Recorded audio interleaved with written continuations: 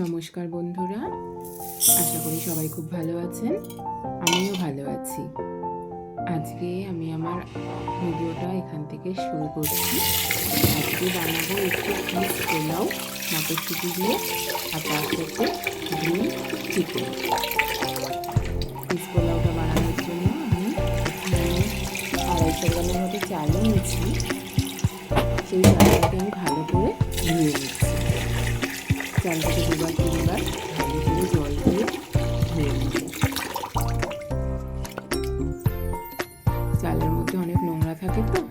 আমার মা না ছোটবেলায় বলতো, দেখতাম ও মাকে, মা 3বার চালে ধুতো, চাল ধুয়ে এমনি জল দিয়ে, তারপরে দেখতাম আবার ভালো জল দিয়ে দিত। মাকে তো ছোটো থেকে দেখেছি, সেটা যেন আমার মধ্যে এসে গেছে। আমিও তাই করি। যখন চাল ধুই না, 3বার চালটা ধুই। চাল ধুয়ে চালের জলটা ফেলে দিলাম। এবার দেখুন, চালের জলটা ফেলে দিয়েছি। এবার একটু ভালো জল দিয়ে চালটাকে ধুয়ে নেব। ফিল্টার ওয়াটার, অ্যাকোয়াগার্ডের জল দিয়ে ধুয়ে নেব চালটাকে।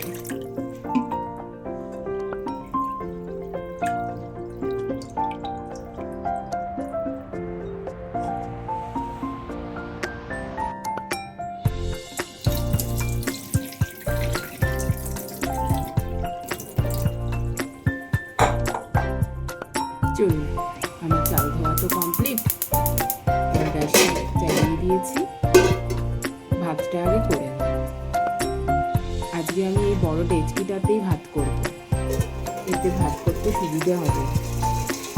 প্রথমে গরম জল দিয়ে দিলাম। গরম জলের মধ্যে যদি দেরাদুন রাইস দিয়ে চালটা ফোটানো হয়, তাহলে চালটা খুব ভালো সুসিদ্ধ হয় আর সুন্দর ঝরঝরেও হয়। চালটা আস্তে আস্তে দিয়ে দিই। চালটা দেওয়া হোক।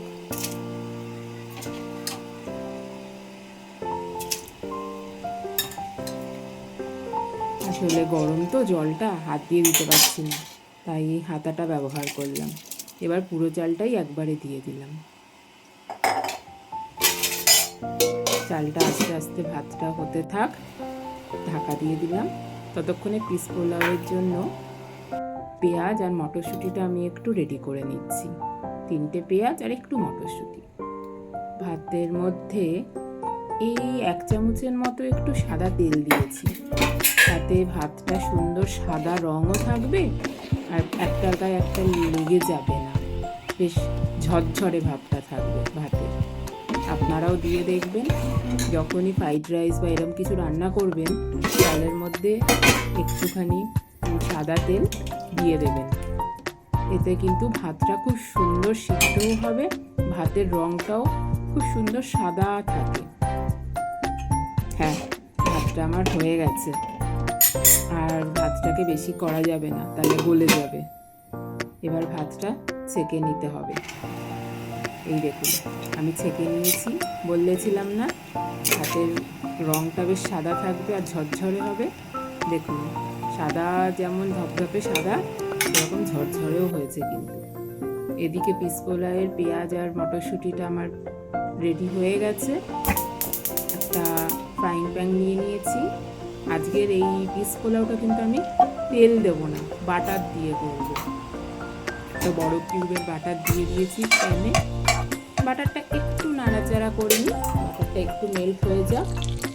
বাটারটা মেল্ট হয়ে গেছে। এবার 2টো কাঁচা লঙ্কাকে চিড়ে নিয়েছিলাম, দিয়ে দিলাম। আর দেবো 1 চামচ বড় চামচের 1 চামচ জিরে, সাদা জিরে, যেটা আমরা নর্মাল রান্নায় ব্যবহার করে থাকি, সাদা জিরে, সেটাই 1 চামচ বড় চামচের ভর্তি করে দিয়েছি। তো পিস পোলাওয়ের জিরে আর মটরশুঁটি আর পেঁয়াজ, এগুলো একটু বেশি দিলে বেশ খেতে ভালো হয়। এই বাটারের গন্ধটা পেঁয়াজ আর মটরশুঁটির মধ্যে খুব সুন্দরভাবে ঢুকেও যাবে। কখনো বাটার দিয়েই করে দেখবেন, তেল দেবেন না, খুব সুন্দর লাগে। পেঁয়াজটা একটু নাড়াচাড়া হোক, একটু ভাজা ভাজা হোক, একটু লাল লাল হলেই, হ্যাঁ, আমার পেঁয়াজটা দেখুন ভাজা ভাজা হয়েও গেছে, বেশ লাল লাল হয়েও গেছে। এই সময় আমি মটরশুঁটিটাও দিয়ে দেব।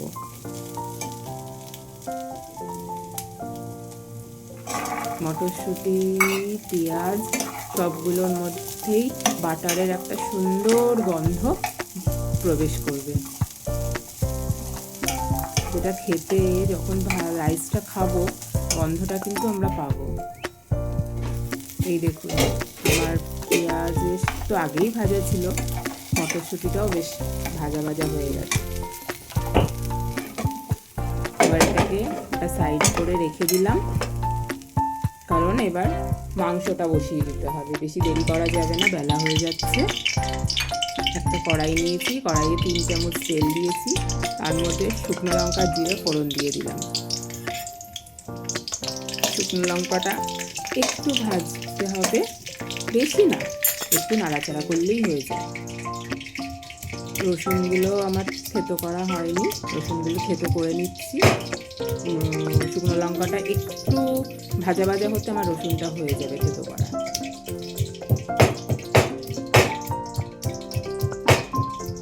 এখানে আমি এই 8-10 কোয়া মতো রসুন নিয়েছি, কারণ ওই 750 গ্রামের মতো মাংস আছে তো। তার সাথে বড় বড় 3টে পেঁয়াজ নিয়েছি। হয়ে গেছে। শুকনো লঙ্কাটা বেশ লাল লাল ভাজাই হয়েছে, রসুন আর পেঁয়াজটা একসাথেই দিয়ে দিলাম। রসুন পেঁয়াজটা অল্প একটু মজে যাবে, নুনটা দিয়ে দিলাম, পেঁয়াজটা বেশ মজে যাবে, ভাজা ভাজা হয়ে যাবে।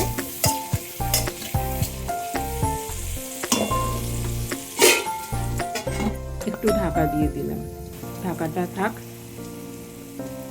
এর মধ্যে আবার একটু কাঁচা লঙ্কাও দিয়ে দিলাম, এই 2টো কাঁচা লঙ্কা দিয়েছি, চিড়েই দিয়েছি কাঁচা লঙ্কাটা।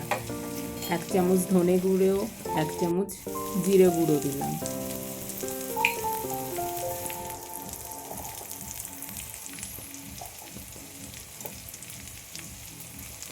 এবার দেবো একটু হলুদ।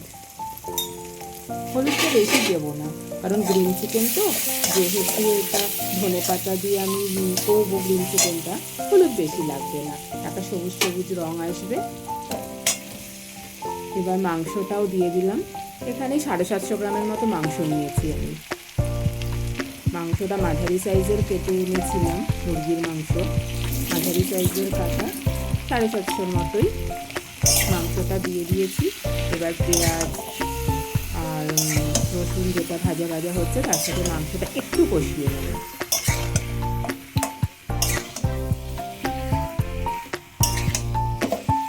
শীতকালে দুপুরবেলা বা রাত্রে যখনই বলুন, এরকম ধরনের একটু অন্যরকম রান্না বেশ ভালোই লাগে, তাই না? আমি জানি এখন সবার বাড়িতেই এরকম বেশ হচ্ছে টুকটাক রান্না। একটু ঢাকা চাপাই দিয়ে দিলাম, হতে থাক।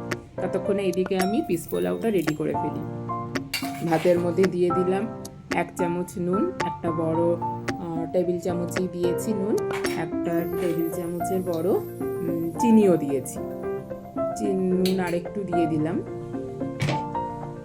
তার মধ্যে যে মশলাটা ভেজে রেখেছিলাম, যে ভাজাগুলো মটরশুঁটি পেঁয়াজ সব দিয়ে, সেইটাও বাটারের মধ্যে যেটা ভেজে রেখেছিলাম সেটা দিয়ে দিলাম। দিয়ে আর কিছুই কাজ নেই, ব্যাস এবার একটু সুন্দর করে নাড়াচাড়া করতে হবে।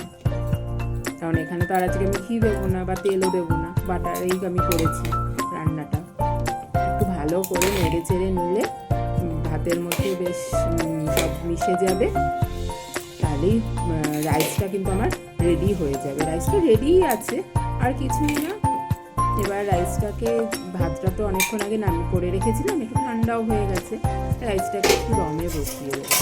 এদিকে মাংসটাও একটু তুলে দেখছি, হ্যাঁ মাংসটাও বেশ অনেকটাই হয়ে এসছে, কষা কষা, একটু দেখুন জলও ছেড়েছে, মাংসটা অল্প সিদ্ধও হয়ে গেছে এর মধ্যে। আর একটু থাক ঢাকা দিয়ে, ততক্ষণে আমি রাইসটা একটু দমে বসিয়ে দিই। কারণ আমার চালটা আমি 70% মতো কুক করেছিলাম। এবার এইটা একটু রাইসটাকে দমে বসিয়ে, রাইসটা আমার পুরোপুরি হয়ে যাবে।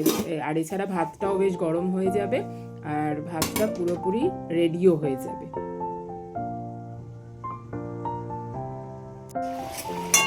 মাংসে বেশ অনেকটা জল ছেড়েছে, মাংসটা ঢাকা চেপা ছিল তো জল ছেড়েছে, কিন্তু মাংসটা কিন্তু সিদ্ধ হয়ে গেছে। একটু গ্যাসটা বাড়িয়ে দিয়ে জলটা একটু টানিয়ে নিই। দেখুন জলটা কিন্তু অনেকটাই টেনে গেছে। এবার আমি দিয়ে দেবো ধনেপাতা বাটা। এখানে আমি 5 টাকা দিয়ে ধনেপাতা আটি পাওয়া যায়, সেই 1 আটি ধনেপাতা, তার সাথে 2 কাঁচা লঙ্কা আর একটু আদা দিয়ে, এটা আমার আগেই পেস্ট করা ছিল, সেই পেস্টটাই আমি এখানে মাংসের মধ্যে দিয়ে দিলাম। ব্যাস, আর কিছুই না। এবার হয়েই যাবে খুব তাড়াতাড়ি। একটু নেড়ে চেড়ে দিচ্ছি, আর বেশিক্ষণ সময় লাগবে না হতে।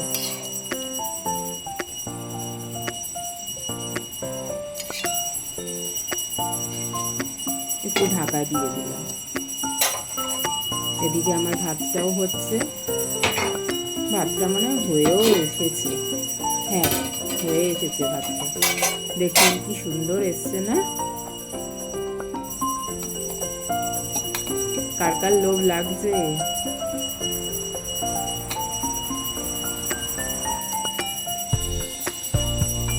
পিস পোলাওটা আমার একদম রেডি হয়ে গেছে, আর কিছু করার নেই। এবার এটাকে আমি ঢাকা দিয়েই রেখে দেবো, গরমও থাকবে ঢাকা দিলে। গ্যাসটা অফ করে দিই। মাংসটা এবার একটু দেখে নিই। এই তো দেখুন কি সুন্দর কালার এসে গেছে। বললাম না, গ্রিন চিকেন করতে বেশিক্ষণ সময় লাগে না, খুব তাড়াতাড়ি হয়ে যায় গ্রিন চিকেনটা। খেতেও যেমন সুস্বাদু হয়ও খুব তাড়াতাড়ি। দেখুন ঝোলে কিরকম থিকনেসটা এসছে। এই ঝোলের থিকনেসটা এসছে মানেই চিকেনটা কিন্তু আমার অলমোস্ট রেডি। শীতের টাটকা ধনেপাতা দিয়ে গ্রিন চিকেনটা অবশ্যই একবার করে খাবেন। আমার তো খুব ভালো লাগে, আশা করি আপনাদেরও ভালো লাগবে, কারণ শীতের এই ফ্রেশ ধনেপাতা অন্য সময় কিন্তু আর পাওয়া যায় না গরমে।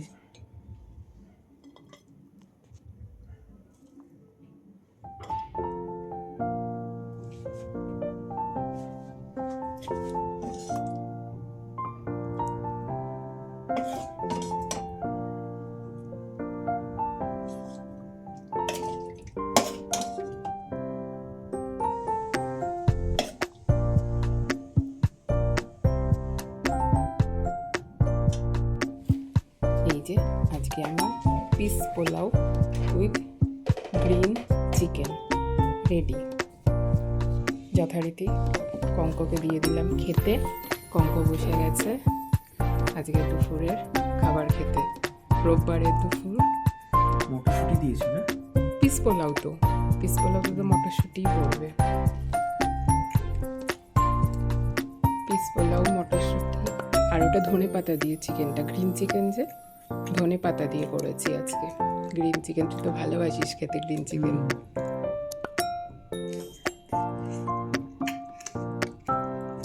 নুনটা ঠিক হয়েছে? ঠিক হয়েছে, খুব ভালো হয়েছে। ভালো হয়েছে। আর চিকেনটা সিদ্ধ হয়েছে ভালো? হ্যাঁ হ্যাঁ হ্যাঁ। আচ্ছা, পোলাওটা খুব ভালো। তাহলে বন্ধুরা, আমার গ্রিন চিকেন আর পিস পোলাও দিয়ে কঙ্ক এখন লাঞ্চ করছে। কঙ্ক লাঞ্চ করুক। আপনাদের যদি ভালো লাগে তাহলে অবশ্যই আমার চ্যানেলটাকে সাবস্ক্রাইব করবেন, একটা লাইক আর কমেন্ট করবেন। আপনারা সবাই খুব খুব খুব ভালো থাকবেন, সুস্থ থাকবেন, আর হ্যাঁ অবশ্যই একে অপরের যত্ন নেবেন। সবাই খুব ভালো থাকবেন। আজ তাহলে আসি, আবার দেখা হবে খুব তাড়াতাড়ি পরের একটা ব্লগে।